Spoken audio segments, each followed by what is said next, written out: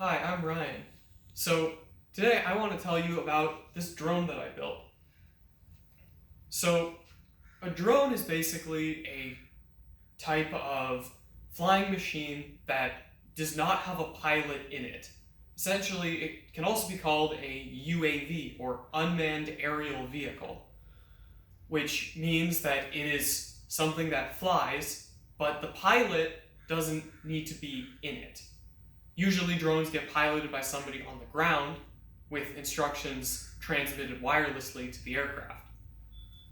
So drones can vary wildly in size. For example, the US military uses Predator drones, which are the size of small airplanes, to bomb targets remotely. However, even tiny RC helicopters that you just fly with a little remote are types of drones. Now, a lot of people buy drones and fly them for various reasons. Many have cameras on them so you can get aerial views of different things. But I just decided to build a drone because I wanted to practice building electronics and I just thought it would be fun. So today I'm going to tell you a bit about how I did it, why, and how it works, and then you're going to see me fly it. So my drone is of a type called a quadcopter. It's called a quadcopter because it has 4 propellers. 2 of those propellers spin clockwise, and 2 of those propellers spin counterclockwise. And the drone flies by varying the speeds of each of the rotors. And what that lets it do is control how it turns. It can go up or down. So for example, if you spin these 2 motors at a higher speed than these 2 motors, the drone will lift this way. And it'll also start to fly sideways.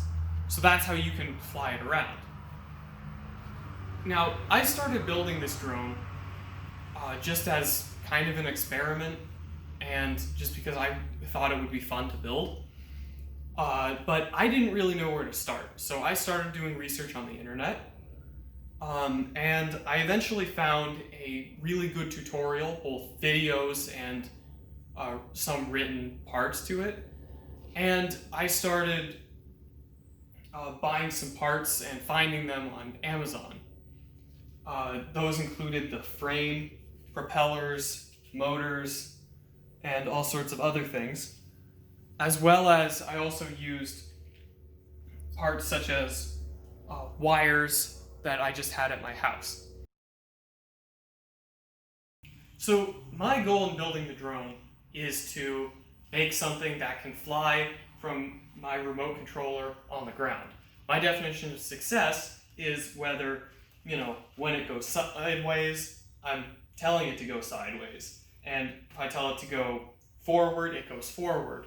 And if I tell it to go up, it goes up, and down, it goes down.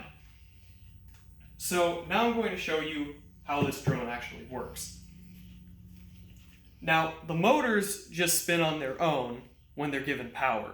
They don't know their speed. So in order to make the motor spin at a certain speed, you have little tiny and much less powerful than, say, your computer at home, computers called electronic speed controllers, or ESCs. There's an ESC on every motor, and it limits the power going in, controlled by a signal going to the ESC, to get the motor to spin at a certain speed.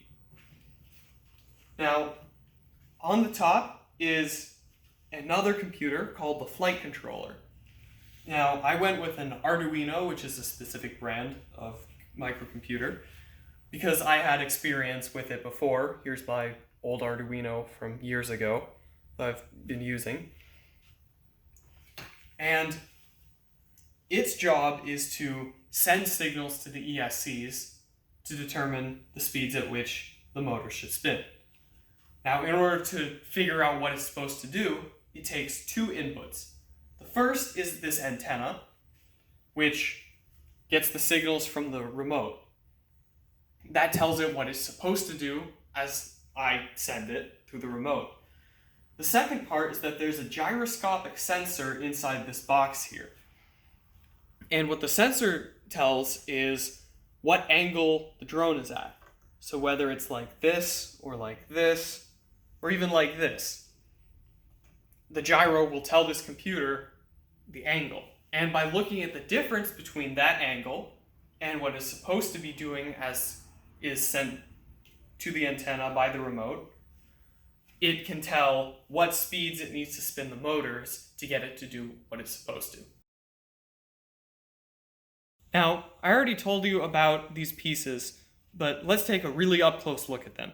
This is one of the motors. So this is what spins to spin the propellers that make the drone fly.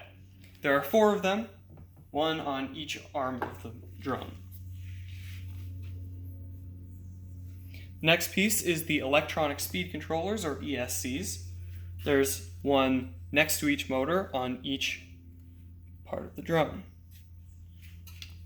Finally, we have the flight controller, which is up at the top. This is essentially the brains of the drone. And the antenna coming out the side, which acts to link the drone to my radio controller to let me talk to the drone. Now, I've talked about how the drone works, but this summer was really important to me because that's when I actually got this to fly. However, the story of this drone actually goes back a few years. So I got my first Arduino and really started working with electronics like these when I was in 5th grade. So I've actually had the idea of maybe building a drone for quite some time now. But it was only around 2 years ago that I actually started. Once I had built the drone, it took around 3 weeks from when I started getting the parts here to when I was able to fly it. And when I took it out for a test flight, unfortunately, it flipped over on the ground and crashed.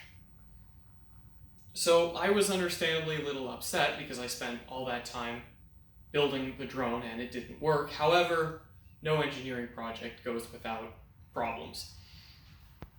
And there were quite a few. It actually took me around 2 years to fix them because they required a lot of time that I hadn't really had to really sit down, go through, and fix them. However, I got that time this summer in part because I wasn't able to do anything else because of COVID. So I decided I was going to finally finish this drone. So there were a couple problems. The first one was that one of the motors had been spinning in the wrong direction. This is a really big problem because if the drone is trying to tilt this way, if this motor is spinning in the wrong way, it's going to probably start tilting sort of this way. And the controller, however, will think that if this is spinning in the right way, you should increase power to this to get it to tilt over here. But if this is spinning the wrong way, it'll tilt like this. And that'll just make it flip itself over. Another problem on similar lines is that 2 of the wires going to the controller have been swapped around. So when the controller thinks it's setting the speed for this, it's setting the speed for this, and vice versa, which essentially leads to the same problem. It thinks it's trying to go over here, but it's actually going over here, and that makes it go over here even more. Another issue was with the actual code, that is the instructions that I had put into the flight controller as to how it should do its job. I had been putting in a mathematical formula for how it should adjust the speeds of the motors, but unfortunately there had been a problem with that. So all of these problems required me to diagnose them, figure out what the problem was, and then figure out how to fix it. So for all of them, I had to start by reading all the lines of code. I had to go look at what speeds it's sending to each of the motors, to look at what motors spin. If I try to only spin, say, this one, does this one spin instead? And which directions are they spinning in? And I also looked at what instructions it thinks I'm telling it to see if there's a problem with the communication. and what the gyroscope thinks the angle of the quadcopter is. Does it think that when it's like this, it's actually like this?